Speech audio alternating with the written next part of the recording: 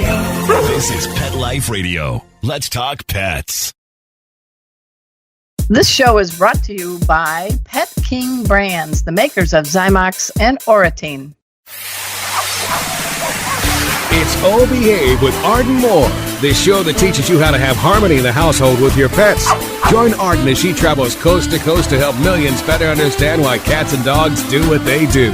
Get the latest scoop on famous faces, their perfectly pampered pets, and who's walking who in Rin Tin Tinseltown. From famous pet experts and best-selling authors to television and movie stars, you'll get the latest buzz from wagging tongues and tails. Garner great pet tips and have a doggone fur-flying fun time. So get ready for the pause and applause as we unleash your Oh Behave host, America's pet edutainer, Arden Moore. Welcome to the Oh Behave Show on Pet Life Radio. I'm your host, Arden Moore. Have drone, must rescue. That's the mission for our special guest today. He travels the world to help dogs, cats, and yes, all kinds of wildlife who may be stranded, injured, hungry. He's a renowned environmentalist, a very, very active animal advocate, and a quite talented aerial photographer. Oh, yeah, he's also the host of a must-see rescue docuseries called Doug to the Rescue. I don't want to say it. I feel like I have to put like a Superman cape on. Doug to the Rescue. Hey, everybody, please give pause and applause to Doug Thron. Welcome to the show, Doug. Thank you for having me on. Don't you want to sing Superman? No. Yeah, that's funny.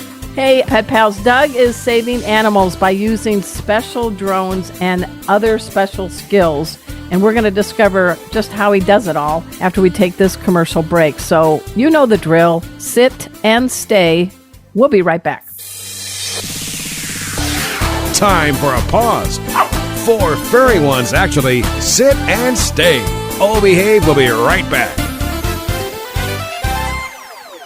Pause up, Pet Pals. Arden Moore here to talk about the importance of keeping your cats and dogs hydrated. Yes, clean water is great, but not all pets, especially cats, will lap up enough water every day from the bowl. Or maybe your dog is thirsty after a long walk. That's why I'm a big fan of 2 new isotonic drinks called Kitty Raid and Doggy Raid. And there is a great meal topper to enhance kibble called Yummy Raid. They all contain electrolytes and amino acids plus prebiotics. And they're all veterinary approved. Nice, right? Now, my furry Brady Bunch love them. Find out where you can get your paws on these healthy, hydrating drinks and gravy-like meal topper by visiting doggyraid.com. That's DOGGYRADE.com. Drink up, pets. Let's Talk Pets on PetLifeRadio.com. Oh Behave is back with more tail-wagging ways to achieve harmony in the household with your pets. Now back to your fetching host, America's pet edutainer, Arden Moore. Welcome back to the Oh Behave Show on Pet Life Radio. I'm your host, Arden Moore. Our special guest today is doing all he can to rescue pets all over the globe. And that means he's helping pets in the Dominican Republic. He's been there for hyenas, foxes, bats, oh my, so many more. And he also hosts, and I want you to check this out, it's an animal rescue docuseries on Curiosity Stream. It's called Doug to the Rescue. And the good news, it just unleashed season 2. I am so happy to have you on the show, Doug. Thank you. Thanks for having me here. So this dude, I don't even know, sometimes he probably wakes up going, where am I? Right? Yeah, exactly. Yeah, I felt like that for 2 days now because it was a 25-hour bus trip that I took across to get out of Ukraine into Poland, and then a 12-hour flight from Warsaw to Miami, and then landed. And of course, there was I can't even remember how many hour change difference. And so then to try and make myself sleepy, I jogged 5 miles and rode a bike 10 miles and was still only able to sleep 4 miles. So then I was just extra exhausted. So if it sounds like my head's spinning, it's probably because it is still. Oh, well, I'm glad you know your name at this point after everything you've done. Yeah. So We're going to dive in a little bit about the Ukraine in a second, but I want to give people a better understanding of your special superpower, and that is using this infrared drone. Explain that, because it's one thing for some of us looking for pets that are lost, and you're looking on ground level on the land, but it's another skill set to be able to operate a drone day or night, right? Yeah, it's definitely, not to toot my own horn, but the drone that I use is about 3.5 feet across. It's with all the cameras and everything. It's probably about the same price as the used Cessna airplane. It runs about $45,000. And what I basically do is it has an infrared camera. So I fly at night, and with the infrared camera, I can see the body heat signatures of the animals. And then I flick on a spotlight onto the animal, and then I see if it's an animal that needs rescuing, whether it's injured or whether it's a missing pet. And then I mark the GPS coordinates, and I also have a 180 times zoom lens, which I can switch on, zoom right into the animal. I can literally count the whiskers on the side of whether it be a cat or a koala, or I can basically see its condition, because in the case of wild animals, of course, you don't want to just go wrangling them and taking them out of their habitat if they don't need to be rescued. But with like cats and dogs, the stats you just unleashed are pretty incredible. 180 time zoom lens. You just flip on your spotlight. The whole drone is more than my car and my spouse's car combined. So, it's way more than my car too. Mine kept getting stolen in California, so I moved to Florida. I was like, all right, I'm done with the state. But yeah, extremely expensive, actually. So how did you get to here? I mean, were you in high school saying, I don't know, I don't think I really want to coach football, really not into, maybe, working as a barista. I think I'm going to be an environmentalist, an animal advocate, and yes, high-tech, especially drone photographer. I mean, when did the light bulb come on for all this? When I was a little kid, ever since the age of 4, I wanted to be a wildlife cinematographer. When I'd watch Wild Kingdom? Oh yeah, and was it John? Wasn't it Perkins? There was an old man named Perkins, and okay, wow. So I would watch that, and then I wanted to be basically a wildlife cinematographer, and I moved to California from Texas to go to school to study to become a wildlife cinematographer. And when I first got to California in the early 90s, they were still logging the ancient redwoods like crazy. So I started to go to school, and then got deeply involved in showing the beauty as well as the destruction of the ancient redwoods. And that went on for about 10 years.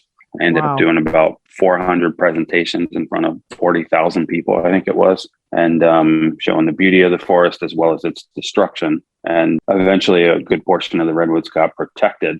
But that's how I kind of got involved. But yeah, my initial thought was I just wanted to be out in the woods like Grizzly Adams or something, living with the animals. But then I realized that if I was living out in the woods and I wasn't trying to fight for them, there wouldn't be any woods. And eventually the bulldozers and chainsaws would find me and the animals, and neither one of us would have a home. So my start was pretty much in environmental activism for about 20 years. I was just working as a cinematographer, and I was filming a guy rescuing cats after the big Santa Rosa fires about 5 years ago. And then it dawned on me, like most people, that was just like, oh, what actually, who actually rescues these animals when a big disaster hits? And I realized that there wasn't that many people doing it, and that I could help with my putting an infrared camera on the drone. I could help work with these rescue groups and save a lot more. I just don't know why that hasn't been thought of before.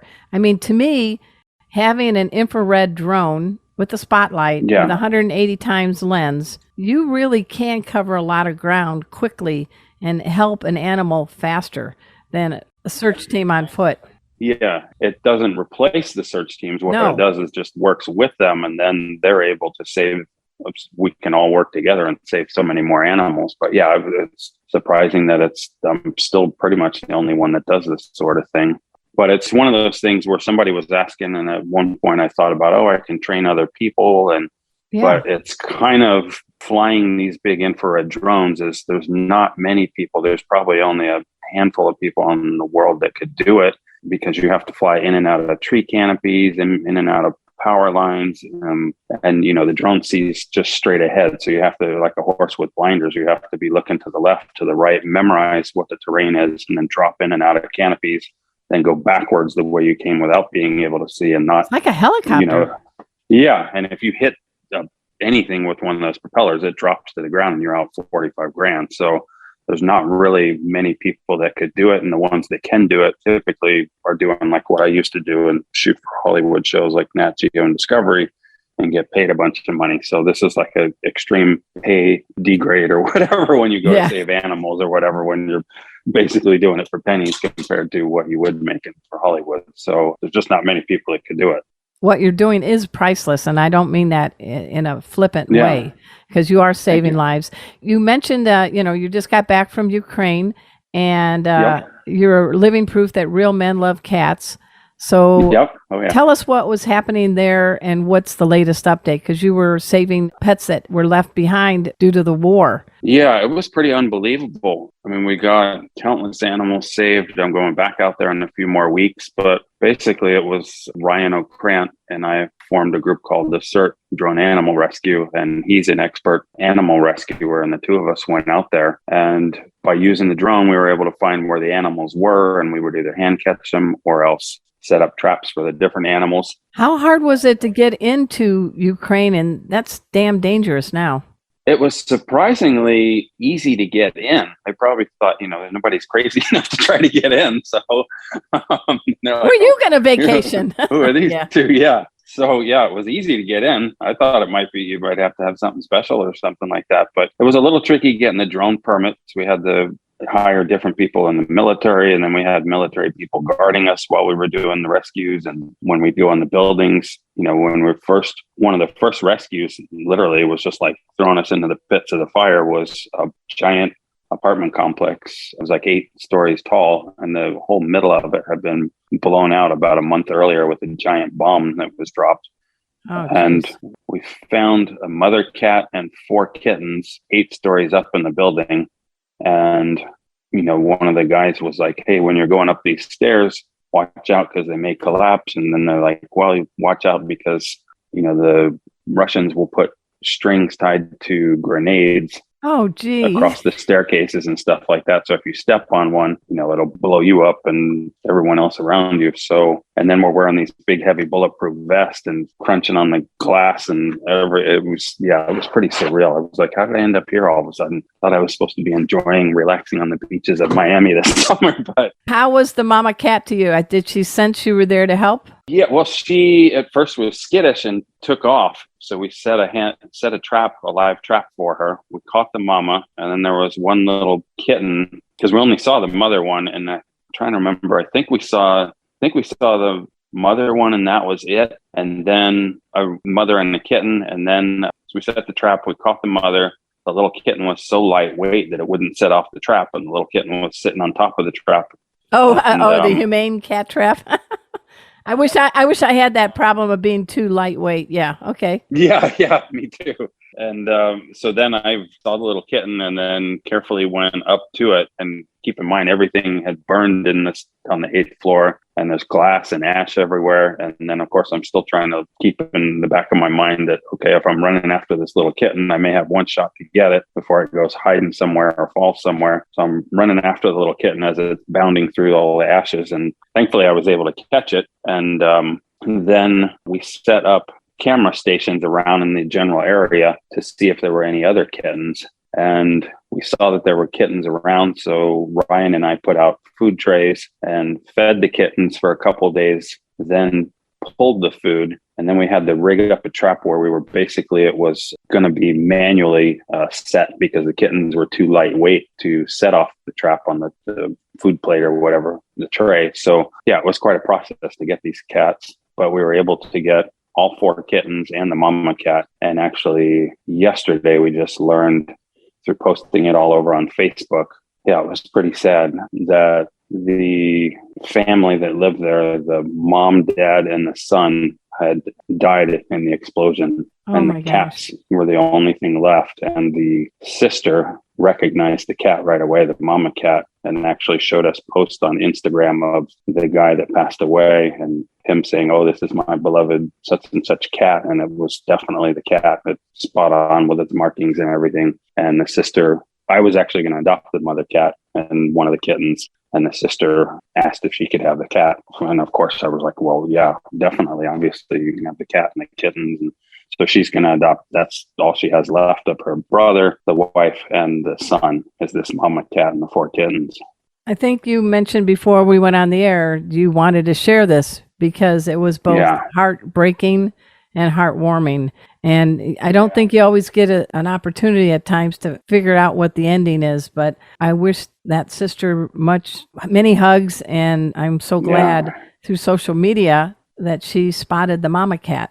Yeah, the mama cat was like a special, it's interesting because without handling these cats and being around them, you'd be like, what is this guy, a kook, thinking that these cats are extra special or something? But they're like these angelic cats where we had several different 3, 4, 5, 6 cats at the hotel at any given point, and they're the sweetest cats. I don't know. There's something special. Like normally you run across 10 cats and there might be one that's extra sweet and loving, but all these cats would just come together, and it was as if they knew they were being rescued, and they're not trying to dart out of the hotel room. They're not clawing at you, not biting at you, and they're all like just these sweet ragdoll type cats or something, where they're like these Ukrainian cats are the sweetest cats I've ever run across. And everybody that comes across them is just like, how are these cats so mild mannered and sweet after all they've been through? Wow, and the mama cat was like that. The kittens are like that. So if you get a chance to adopt a Ukrainian cat, I highly recommend it. They're incredible cats. Hey, everybody. We're talking to Doug Thron. He's the host of a show on Curiosity Stream. It's called Doug to the Rescue. And we're going to plunge into other adventures with him and his drone and his talents after we take this commercial break. So sit and stay. We'll be right back. Time for a walk on the red carpet, of course. All Behave will be back in a flash right after these messages. Hey, pet pals, Arden Moore here. Is your dog or cat prone to ear infections? Does your pet resist having his ears cleaned when they're inflamed or irritated? Are you also concerned about the overuse of antibiotics? Help is here. Zymox ear care products offer soothing relief. And hey, you're going to love this part. They don't require the ear to be cleaned before you apply the drops. It's as easy as fill, rub, and done. That means less touching of those sensitive ears to help create a soothing, fear-free experience. Apply just once a day. Zymox gets its effectiveness from enzymes, not antibiotics. That means no side effects and no antibiotic resistance. You can find these veterinary recommended products at your veterinary clinic, most pet specialty retailers, and online. And here's a real treat. Yeah, I did say the word treat. Save 20% off any Zymox or Oratine product on Zymox.com. Just use the code ARDEN20 at checkout. That's ARDEN20. To learn more, visit Zymox.com. That's ZYMOX.com. Pause up. Tevra Pet knows there's a lot in your life that you worry about. We want to make sure your pet's flea and tick protection isn't one of them. Tevra Pet offers vet-quality flea and tick protection that has the same active ingredients as leading brands like Canine Advantix 2 and Frontline Plus, but that cost much less, which means you can give your pet total flea protection worry-free. Tevra Pet, helping you and your pet live your best life. Online at tevrapet.com. That's TEVRA pet.com. Let's talk pets. Let's talk pets On Pet Life Radio. Pet Life PetLifeRadio.com. Hi there, I'm Kate Walton. I hope you're going to tune in and listen to O Behave on Pet Life Radio with Arden Moore, because she's a delight. We're back from the lot. Just checked the paper and we had a record showing at the box. The letterbox, that is. Now back to O Behave. Here's Arden. Welcome back to the O Behave Show on Pet Life Radio. I'm your host, Arden Moore. I am jazzed. Why? Because we have a superhero in the house, and his name is Doug Thron. I want you, after the show, to go to DouglasThron.com. That's DouglasThron.com. And also check out Curiosity Stream. So, Doug, you're in season 2 of Doug to the Rescue, and we want to tease people a little bit because I've watched a few of the episodes, and they're very good, and you're on a great mission. So can you kind of give us a little flavor for, I think you've been to, let's see, Dominican Republic, East Africa, Malawi, then parts of the United States. I know you don't know where you are right now because you're a little bit logged in the head from all the travel. But what do you think? I mean, you are going all over the world. And tell us what people can expect in season 2. Yeah, season 2, we did a number of different things. It wasn't just rescues from hurricanes and fires. We did, like in Dominican Republic, we did rescues of dozens of dogs that were being dumped in these garbage dumps. And I was flying the drone over, and we were able to find, we actually rescued a mother dog that then gave birth to 9 puppies the following morning, and she was trapped under crates in a giant municipal dump. In Africa, we were tracking hyenas with drones to show that they were using this wildlife corridor between one village and another part of the big city so that we can get these river corridors protected so that they'll have the corridor to travel and hunt. They were radio tagging the hyenas and in a better effort to understand them. Yeah, when I think of a hyena, I think he's like a scrawny dog, like the size of like a coyote, but you got to be upfront and personal. What's a hyena really built like? Yeah, a hyena is they're like a picture of the Buffest pit bull times 7 or 8 or something. Like they are massive in size. Yeah. They're really big. Like they're much, much bigger. Like their haunches are kind of built like a grizzly bear or something. Like they're very big. They're a lot bigger than I thought they would be. And they're beefier. Like they might say the lion's the king of the jungle, but I would dare say a hyena could probably take on a lion by the looks of these ones. Yeah, they were impressive. You go to Malawi and you get batty. What's going on there? Yeah, we were tracking fruit bats. These bats make a journey of thousands and thousands of miles across the continent of Africa. And in the meanwhile, of course, they're pollinating all the fruit and, a key part of the ecosystem. And what we were doing was using the drone to help find where the roosting trees were because we could find the body heat of the bats. So we were working with the scientists, and these bats would historically use all these different trees and stuff like that. But we wanted to make sure that we would have the locals work with the scientists and make sure not to cut down these really important feeding and roosting trees that the bats would colonize in. That's cool. Let's go back to the United States. This is kind of your bread and butter, is to help in natural disasters. So the Dixie Fire happened and you were there to help pets, but also some foxes, wildlife? Yeah, we rescued fox out there. There was multiple foxes that had gotten badly burned during the fires, and we were able to rescue them. And we took them to a veterinary place in Davis where they were using these new techniques to basically heal their wounds they would put honey on the wounds and then different wraps that they would put around the fox's burnt paws and then rehabilitate the foxes and then let them go. Is this UC Davis or is this a veterinary clinic in Davis? Oh, yeah, it was UC Davis. And that's a big, big veterinary school. Very, very well renowned. Yeah, they do amazing work there, taking care of these animals. And then you're going to Kentucky because Mother Nature had another attitude and had a big tornado, right? Yeah, they had a massive tornado with wind speeds close to 200 miles per hour. And we were able to rescue probably close to 40 cats and dogs using the infrared drone.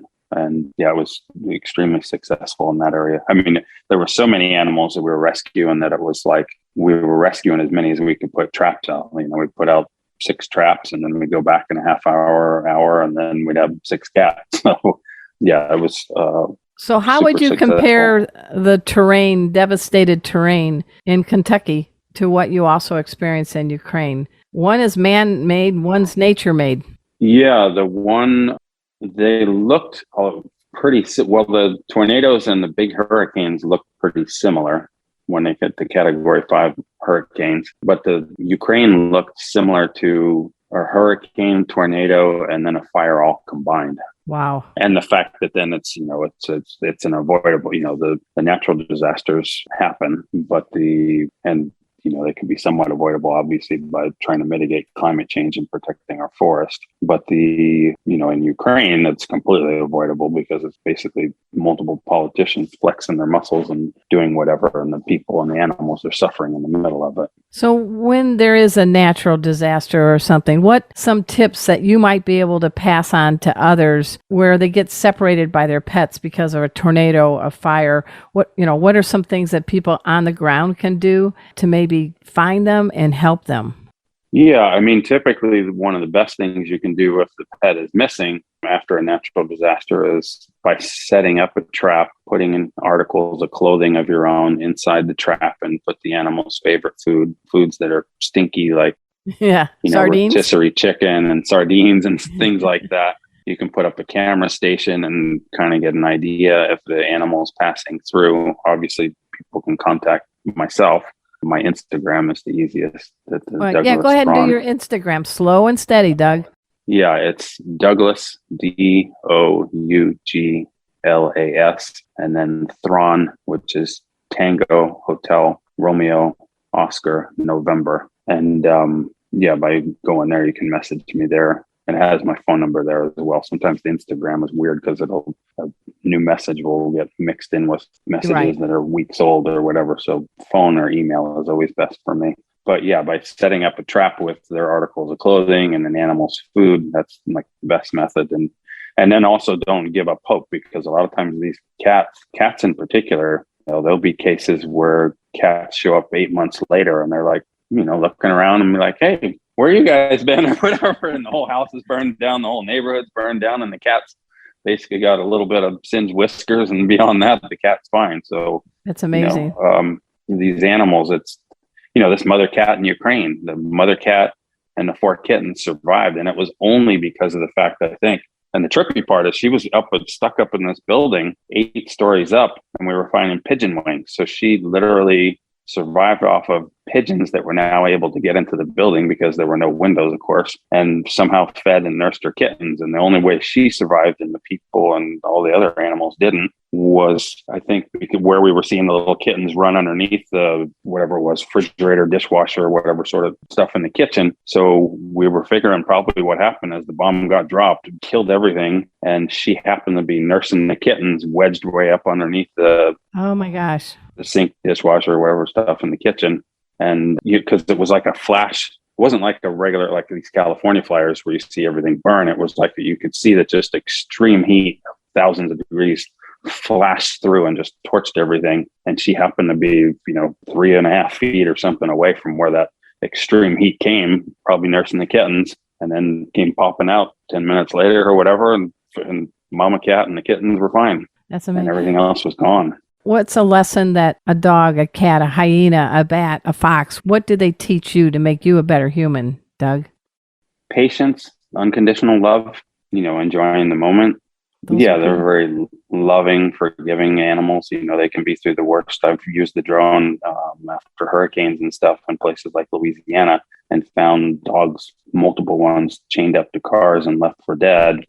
And at first they're kind of snarling and barking at you or whatever, and they're obviously kind of semi-delusional and everything else from going through something like that and then being starving and thirsty. But in a matter of minutes later, you unchain them and stuff like that, and the next thing you know, they're licking you, jumping all over you and wagging their tail. And I'm like, wow, a human wouldn't be that forgiving that quick. Not that I'm the one that did it, obviously. Right. But well, they know you didn't do it. Yeah, but they're just the sweetest things. So I sometimes think cats and dogs and animals are more evolved souls than humans are just getting started half the time, I think. I think every day I learn something good from my furry Brady Bunch. I can tell you that, Doug. I am so happy you've gotten to be on the show. I hope if you ever come back to Texas, I'm in Dallas. I would love to meet you and celebrate definitely what you do.